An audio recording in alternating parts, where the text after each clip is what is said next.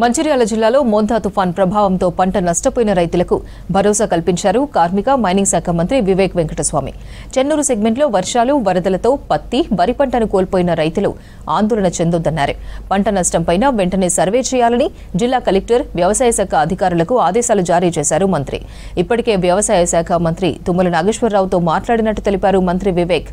వెంటనే నష్టపరిహారం అందేలా చర్యలు తీసుకుంటున్నట్లు తెలిపారు మంత్రి వివేక్ వెంకటస్వామి.